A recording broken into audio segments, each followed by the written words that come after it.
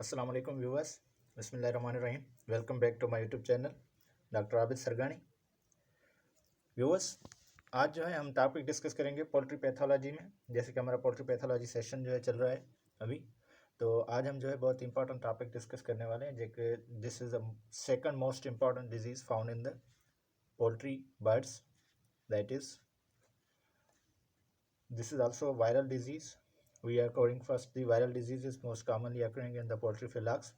We have covered in our previous lecture about the Newcastle disease, and now we are going to discuss about the infectious bursal disease. So let's discuss that. What is the importance of that disease? So first of all, that what is the infectious bursal disease? As its name indicates that bursal disease affects the bursa, and we know that this is a viral disease. तो first of all ये पाकिस्तान में जो है 1971 में जो है इसका isolation की गई थी चिकन बर्ड से।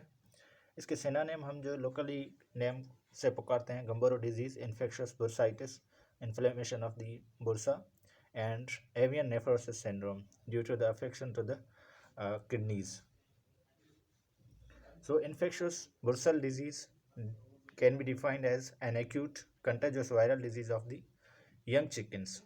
This is a viral disease and its etiologic agent belonging to the viral RNA families, which is characterized by the diarrhea, vent picking, trembling, incoordination, and large edematous bursa, followed by the atrophy of the bursa of the fabricius. Atrophy means reduced in the size of the bursa, and there is also extensive destruction of the lymphocytes in the bursa of fabricius, which ultimately leads to the immunosuppression, means there is no immune response more to the infectious diseases occurring later in this stage due to bursa has been affected, which is the main source of the production center for the immune cells like B lymphocytes and T lymphocytes, or B lymphocytes mainly. So what is the etiologic agent of this disease? Infectious bursal disease virus, we call it simply, which belongs to the genus Burnavirus and family Burnaviridae. अब इस virus के characteristic कौन से होते हैं? ये एक RNA virus है और नॉन एनवेलप्ड होता है, हाईली रेजिस्टेंट होता है to the physical conditions and chemical agents. ये जो वायरस है 60 to 70 डिग्री सेंटीग्रेड पर सर्वाइव कर सकता है for 30 minutes and 0.5% chloramine for the 10 minutes. इस कंसनट्रेशन पर ये 10 मिनट्स तक सर्वाइव कर सकता है। और invert soap plus 0.05 sodium hydroxide. इसके जो है 2 सीरोटाइप्स होते हैं, सीरोटाइप 1 जो कि चिकन में फाउंड किया जाता है, और दूसरा जो है सीरोटाइप 2 टर्कीज़ में, ये एक पोल्ट्री बर्ड है, उसमें फाउंड किए जाते हैं। अगर इसके हम होस्ट और ट्रांसमिशन की बात करें तो इसका जो नेचुरल होस्ट है वो चिकन है, means layers are more susceptible than the broilers, means जो एग प्रोडक्शन के लिए बर्ड्स रखे जाते हैं उनमें ये मोस्ट कॉमनली फाउंड किए जाते हैं than the meat purpose birds or broilers. तो इसके दो फॉर्म होते हैं, एक सब क्लिनिकल फॉर्म जिसमें जो है क्लिनिकल साइंस जो है वो ज़्यादातर फाउंड नहीं की जाती, younger than 3 weeks of age में जो है subclinical form of the infectious bursal disease exist, while clinical form is found in the 3 to 6 weeks of the age birds. जबकि ओल्डर बर्ड्स जो होते हैं वो एज रेजिस्टेंट होते हैं, जबकि उनमें जो है बुर्सल रिग्रेशन हो जाती है, तो इसलिए उनमें मोस्ट कॉमनली नहीं होती। ट्रांसमिशन रूट की बात करें तो हॉरिजॉन्टल ट्रांसमिशन जो है होती है इन्फेक्टेड ड्रॉपिंग्स के ज़रिए, या फिर worms, mites and blood sucking insects जो हैं they may also be the carriers or the vectors of this disease, and no there is also no direct airborne spread of the disease within a flock. Limited जो है area तक हो सकती है within a flock, but it is not as much the source of infection through the aerosols. Vertical transmission का अभी तक कोई भी एविडेंस नहीं मिला कि इन्फेक्शियस बुर्सल डिजीज़ जो है एग के ज़रिए ट्रांसमिट हो सकती है या फिर नहीं हो सकती। तो bird can shed the virus up to the 2 weeks post infection. अब इन्फेक्शन के बाद अगर बर्ड जो है रिकवर हो चुका है तो उसके बाद भी ये के एज अ कैरियर तो काम कर सकता है 2 वीक्स तक, मीन्स 15 दिन आफ्टर कंप्लीटली रिकवर। अगर हम पैथोजेनेसिस की बात करें तो ये जो वायरस है ये ओरली ट्रांसमिट होता है, उसके बाद जो है ओरल कैविटी में जाकर फिर वायरेमिया काज करता है या फिर पायरेक्सिया, मीन्स वायरस जो है ब्लड में जाता है। उसके बाद जो है वेरियस जो है localised organs like immune organs जिसको हम बोलते हैं bursa, thymus, spleen and caecal tonsils में जाकर वहाँ पर जो है अकमुलेट होता है या फिर उन आर्गन्स को मोस्टली अफेक्ट करता है। जैसा कि हम जानते हैं कि बुर्सा जो है प्राइमरी साइट होती है फॉर दी वायरल रिप्लिकेशन, जिसकी वजह से इसका नाम भी जो है इन्फेक्शस बुर्सल डिजीज़ रखा गया है।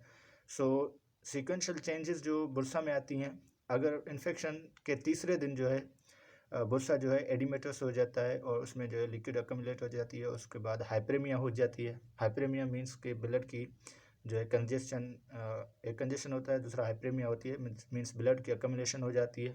और अगर डे 4 पर देखेंगे तो साइज़ जो है एट्रोफी बुर्सा की जो है डबल हो जाती है, देन स्टार्ट्स रीसेडिंग, मीन्स चौथे दिन के बाद जो है फिर बुर्सा की साइज़ जो है एट्रोफी की तरफ जाती है, means lower than the normal size. 5वें दिन साइज़ बिकम्स नॉर्मल, जितनी पहले थी normal size means healthy bird की होती है उतनी हो जाती है। उसके बाद जो 8th डे पर अगर आप पोस्टमार्टम एग्जामिनेशन करेंगे कि आपको अगर देखना हो कि बर्ड जो है कितने दिनों का अफेक्टेड है, तो अगर साइज़ जो है 1/3 ऑफ द नॉर्मल आपको मिले बुर्सा की, तो आप अंदाज़ा लगा सकते हैं कि ये इस बर्ड में जो है डिजीज़ जो है 8 दिन पहले हुई थी। Complete destruction of the necrotised lymphoid tissue including the bursal follicles. उसके बाद फाइनली जो है जब बुर्सा की कंप्लीटली जो है एट्रोफी हो जाती है तो बुर्सल सेल्स में जो है डिस्ट्रक्शन हो जाती है और उसमें जो है बुर्सल सेल्स यानी कि बी सेल्स की प्रोडक्शन स्टॉप हो जाती है। अब यहाँ पर जो है इन्फेक्शस बुर्सल डिजीज़ वायरस की पैथोजेनेसिस जो है सिंप्लीफाइड की गई है कि एक्यूट फेज जब होता है तो उसमें 3 कंडीशंस होती हैं, एक बी लिम्फोसाइट्स और टी लिम्फोसाइट्स और मैक्रोफेजेस की अफेक्शन होती है, ठीक है। अब ये क्या करता है, इन्फेक्शस बुर्सल डिजीज़ वायरस जो होता है वो मोस्टली बी लिम्फोसाइट्स को अफेक्ट करता है बजाय कि टी लिम्फोसाइट्स के। टी लिम्फोसाइट्स को इतना अफेक्ट नहीं करता, ठीक है। मैक्रोफेजेस तो आपको जानते होंगे कि ये एक मतलब कि रेस्पॉन्स, कोई फॉरेन बॉडीज इंटर होती है तो उसके रेस्पॉन्स में अगेंस्ट में पैदा हो जाते हैं, उसको बी लिम्फोसाइट्स और टी लिम्फोसाइट्स जो है अलार्म करते हैं। तो बी लिम्फोसाइट्स को जब बुर्सा में जब ये वायरस पहुंच जाता है तो बी लिम्फोसाइट्स की जो है डिस्ट्रक्शन होती है। वहाँ पर क्या होता है कि बुर्सा में नेक्रोसिस होती है, एपोप्टोसिस होती है और बुर्सल फाइनली जो है एट्रोफीड हो जाता है, means similar than normal size हो जाती है। उसके बाद जो है एंटीबॉडीज़ प्रोडक्शन जो है सेंटर होता है जो है तो वो भी रिड्यूस हो जाती है, ठीक है। उसके बाद टी लिम्फोसाइट्स में जो है माइटोटिक जेनिक रिस्पांस जो है वो कम हो जाता है और एंटीवायरल रिस्पांस भी कम हो जाता है, जिसकी वजह से इम्यूनो सप्रेशन होती है, मीन्स इम्यून रिस्पांस जो है कम हो जाता है। अभी इंटरल्यूकान्स भी पैदा होते हैं, इंटरल्यूकान 8, इंटरल्यूकान 6 और फाइनली जो है एपोप्टोसिस होती है, वो जो है नेचुरल किलर सेल्स होते हैं, ठीक है। तो इसमें भी अल्टीमेटली इम्यून सप्रेशन हो जाती है, मीन्स के birds become more vulnerable to affection by the other microorganisms or bacteria existing in their environment. And recovery phase में repopulation of B cells होती है, bursal follicles और फिर antibody production increase हो जाती है। अब ये जो है इन्फेक्शस बुर्सल डिजीज़ वायरस की सिंप्लीफाइड जो है आपको डायग्रामेटिकली पैथोजेनेसिस दिखाई गई है, जिसमें बी लिम्फोसाइट्स की डिस्ट्रक्शन होती है, तो उसमें जो है एपोप्टोसिस होती है जिसमें humoral immunosuppression means humoral mediated immunity होती है और सेल मीडिएटेड इम्यूनिटी जो होती है, ये दोनों अफेक्टेड हो जाते हैं। अभी इनडायरेक्ट जो है टी लिम्फोसाइट्स को कैसे अफेक्ट करते हैं कि ये direct activation of the macrophages करते हैं जो कि बी लिम्फोसाइट्स की डिस्ट्रक्शन के लिए भी इस्तेमाल होते हैं और कीमोट्रांस यानी कि इंटरल्यूकान्स की प्रोडक्शन भी बढ़ जाती है। जब इंटरल्यूकान्स की प्रोडक्शन बढ़ जाती है तो इन्फ्लेमेशन होती है लिम्फॉइड ऑर्गन्स की और मैक्रोफेजेस भी अकमडेट होते हैं, तो अल्टीमेटली वहाँ पर सेल मीडिएटेड इम्यूनिटी जो कि टी लिम्फोसाइट्स कंट्रोल करते हैं तो वो भी रिड्यूस हो जाती है। तो डायरेक्टली और indirectly it affects on the immune response of the bird. And pathogenesis के बाद जो है हेमरेजेस भी डेवलप्ड होते हैं फाइनल स्टेज में। हेमरेजेस मसल्स में भी होते हैं, म्यूकोसल मेम्ब्रेन ऑफ प्रोवेंट्रिकुलस होते हैं, और lymphoid tonsils of intestine, oedema and haemorrhages, inflammation of bursa of the Fabricius. These two signs are vital for the distinguishing this disease from the other diseases. अगर हम जो है immunosuppression की बात करें तो इम्यूनोसप्रेशन कैसे होती है, जैसा कि मैंने प्रीवियसली बताया कि बुर्सल अट्रॉफी होने की वजह से जो है हिस्टोलॉजिकल लीशंस जो है डेवलप होते हैं बुर्सा में, और बी सेल नंबर यानी कि बुर्सल सेल्स की जो इम्यून सेल्स हैं, लिम्फोसाइट्स हैं, उनकी नंबर डिक्रीज हो जाती है और टील सेल्स को अफेक्ट नहीं होती।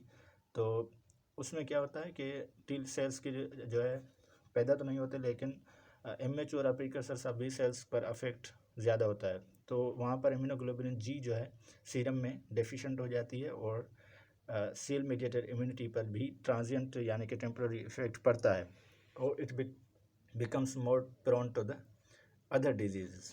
तो इसमें इम्यूनोसप्रेशन इस वजह से होती है। और दूसरा, how haemorrhagic lesions on the muscles and bursa occur. उसके बाद जो है लीजन्स कैसे डेवलप होते हैं। लीजन्स दो तरीके से डेवलप हो सकते हैं। पहला जो है on the basis of immunological complex formation. अब इम्यूनोलॉजिकल कॉम्प्लेक्स फॉर्मेशन कैसे होती है, जब आर्थस रिएक्शन होता है बुर्सा में तो लोकल इम्यूनोलॉजिकल इंजरी जो है होती है। अब लोकल इम्यूनोलॉजिकल इंजरी होगी तो एंटीजन एंटीबॉडी कॉम्प्लीमेंट कॉम्प्लेक्स जो है एक्टिवेट होता है। उसके बाद जो है कीमोटैक्टिक फैक्टर्स भी वहाँ पर आ जाते हैं, जिसकी वजह से जो है हेमरोजेस एंड ल्यूकोसाइट इन्फिल्ट्रेशन होती है एडिमा की वजह से। और उसके बाद दूसरा जो है बाय इंक्रीज क्लॉटिंग टाइम। अगर क्लॉटिंग टाइम जो है इंक्रीज हो गया तो भी जो है हेमरेजिक लीजन्स आपको मिलेंगे मसल्स और बुर्सा पर। अब क्लिनिकल सिम्टम्स की अगर हम बात करें तो सडन ऑनसेट होती है और short duration of the disease होता है। Tendency for some birds to pick at their own vents. Birds जो है अपनी वेंट्स पर जो है पिकिंग करते हैं, और वाइटिश वाटरी म्यूकाइड डायरिया होती है फॉलोड बाय दी डिहाइड्रेशन। अब इसमें और न्यूकैसल डिजीज़ में क्या फ़र्क है कि हमने न्यूकैसल डिजीज़ में पढ़ा था ग्रीन वाटरी डायरिया होता है, और इसमें जो है वाइटिश डायरिया होता है। कि ये एक यूनिक कैरेक्टरिस्टिक है डिस्टिंग्विश करने के लिए कि ये जो है इन्फेक्शियस बुर्सल डिजीज़ है। सॉइल्ड वेंट फीवर और एनोरेक्सिया होगी, सेवियर डिप्रेशन, रफिल फीदर्स जो है बर्ड्स में होंगे, trembling, incoordination, prostration and finally death हो जाती है। It becomes more prone to other diseases due to immunodeficiency. जब एनिमल जो है बर्ड जो है एनोरेक्सिया में होगा तो स्टारवेशन की वजह से डेथ हो सकती है, या फिर जो है अदर डिजीज़ अगर अफेक्ट करेंगी तो भी डिजीज़ हो जाती है, क्योंकि बर्ड्स का इम्यून सिस्टम जो है वो कम्प्लीटली डिस्ट्रक्ट हो चुका है। अब पोस्टमार्टम लीजन्स जो है कैसे होते हैं, कौन कौन से होते हैं। डिहाइड्रेटेड केस आप फाउंड करेंगे, haemorrhages in thigh and pectoral muscles, this indicates that this is affected by the infectious disease virus. Severe kidney damage, जैसा कि इसका नाम भी रखा गया है, नेफ्रोसिस होती है। Increase size and weight of the bursa, gelatinous to yellow transudate covering the serosal surface, and longitudinal striation become prominent. Ecchymosis in bursal mucosa. Bursa is atrophied and grey colored at later stages. अगर later stages 8th day के बाद अगर bird affected हो चुका है तो Bursa जो है अट्रोफीड हो जाएगा। अगर 3rd डे से या 4th डे पर जो है उसकी डेथ हो जाती है तो उस पर आपको बुर्सा जो है इनलार्ज मिलेगा। Slightly enlarge spleen with uniform necrotic focal lesions होती हैं जो कि इंडिविजुअल लेशंस होते हैं। Occasionally mucosal hemorrhages on proventriculus gizzard junction. Proventriculus और gizzard junction जो होता है वहाँ पर आपको occasionally, it is not a unique characteristic that it is found, it is not necessarily. अब यहाँ पर जो है आप देख सकते हैं कि बर्ड में जो है ये एनिमल जो है डाउनवर्ड है, डिप्रेस्ड है, और रफिल फीदर्स भी आपको नज़र आ जाएंगे इन दोनों पिक्चर्स में, ठीक है। उसके बाद जो है यहाँ आपको मिलेगा haemorrhages on the thigh and breast muscles, ठीक है। अगर यहाँ पर आप देखेंगे तो ब्रीस्ट मसल्स पर जो है आपको छोटे छोटे स्पॉट्स मिलेंगे, जो कि यहाँ पर थाई रीजन पर भी आपको मिलेंगे हेमरेजेस, ठीक है। और उसके बाद जो है अगर आप नीचे देखेंगे तो बुर्सल लीजन्स भी आपको इन डायग्राम्स में नज़र आएंगे, ठीक है। और ये आपको नज़र आ रहे हैं haemorrhages at the junction between the proventriculus and gizzard. अब ये क्लियरली पिक्चर आपको नज़र आ रही है, ठीक है। इसमें जो है आपको जब पोस्टमार्टम एग्जामिनेशन करनी होती है तो आपको ऐसे करनी है, ठीक है। उसके बाद जो है बुरसा आपको बुरसा देखना चाहिए, और उसके बाद जो है किडनीज भी यहीं पर होती हैं, लोकेटेड टुवर्ड्स देयर बैकबोन। तो इस पिक्चर में आपको जो है विजिबली क्लियरली जो है दिखाया गया है इनलार्ज्ड बुर्सल नेफ्रोसिस जो है एंड ई में जो है आप देख सकते हैं, ठीक है।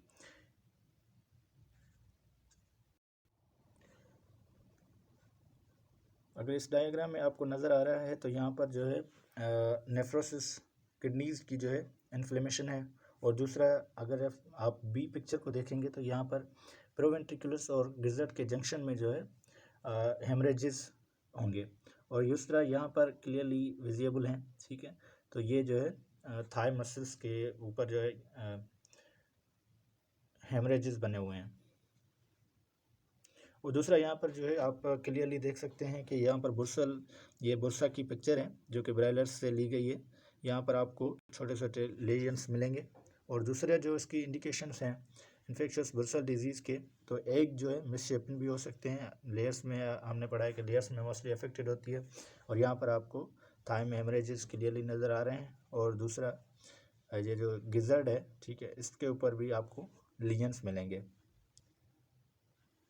अच्छा, माइक्रोस्कोपिक लीजन्स की बात करें तो in bursa there is a lymphoid follicle depletion, cystic formation होती है, डिस्ट्रक्शन ऑफ दी बुरसा होती है, उसके बाद जो है बुरसा की एट्रोफी हो जाती है। स्प्लीन, थाइमस और सेकल टॉन्सिल्स भी अफेक्टेड होते हैं, और सिमिलरली जो है उसमें भी चेंजेस यानी कि हेमरेजेस आपको मिलेंगे। Variant strain induced rapid bursal atrophy and severe immunosuppression. Ultimately जो है इम्यून सेल्स की जो है डेफिशिएंसी हो जाती है अगर माइक्रोस्कोपिकली आप उसको जो है एग्जामिन करेंगे, या फिर आप अगर उसकी ब्लड टेस्ट लेंगे। तो यहाँ पर जो है दिखाया गया है कि कुछ स्ट्रक्चरल चेंजेस माइक्रोस्कोपिकली। अब इसकी डायग्नोसिस कैसे करेंगे? पहले तो हिस्ट्री लेनी होगी डिजीज़ की, क्लिनिकल साइंस और ग्रॉस लीजन के हिसाब से, और दूसरा वायरस की आइसोलेशन हम कर सकते हैं बुरसा और स्प्लीन की सैम्पलिंग करके। इम्यूनोफ्लोरेसेंस टेस्ट की जाती हैं, जैसे AGPT हो गई, अगर gel precipitation test, molecular identification PCR या फिर RT-PCR भी कर सकते हैं। इलाइजा की बात करें तो एंजाइम लिक्विड इम्यूनोसार्बेंट अस्से जो है यह भी टेस्ट होती है, और VNT टेस्ट। इनकी टेस्ट्स की मदद से आप जो है वायरस को आइडेंटिफाई कर सकते हैं। अब डिफरेंशियल डायग्नोसिस, इसके जो क्लिनिकल सिम्टम्स हैं वो न्यूकैसल डिजीज़ और माइकोटॉक्सिकोसिस से थोड़े बहुत मिलते जुलते हैं। अगर कंट्रोल हम कर सकते हैं तो वायरल डिजीज़ की, तो वो सिर्फ एक ही मेथड है कि immunisation of the breeder flocks करें to confer the maternal immunity to day old chicks को जो है आप जो है इम्यूनाइजेशन कर दें, तो इसमें भी कंट्रोल कर सकते हैं इन्फेक्शियस बुर्सल डिजीज़ से। प्रॉपर वैक्सीनेशन करें, लाइव वैक्सीनेशन, एटीन्यूटेड वैक्सीनेशन, ठीक है, दोनों अवेलेबल हैं। बुर्साप्लेक्स, बर्साइन 1 और 2, गम्बोवैक्स, D78, थारो, ये जो है वैक्सीन्स के नाम हैं जो कि लोकली अवेलेबल हैं। और थारो clean up between the Flask and strict biosecurity protocols should be followed to prevent the occurrence of this hazardous disease. Thank you very much for watching my videos.